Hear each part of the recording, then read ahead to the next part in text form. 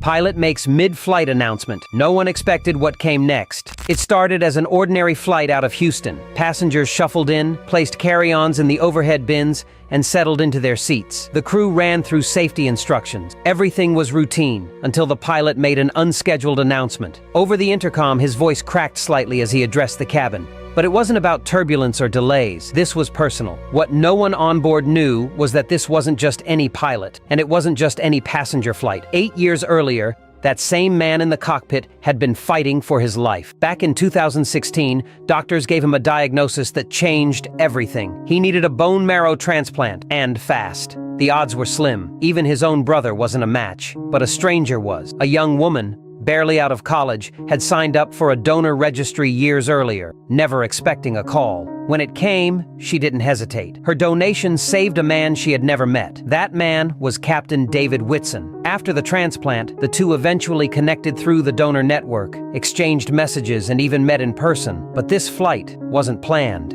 It was a complete surprise. Now, sitting quietly in row 17, was that same woman, Alexandria Reimold. She hadn't known who would be flying the plane that day, and she certainly didn't expect the man whose life she had saved to come walking down the aisle.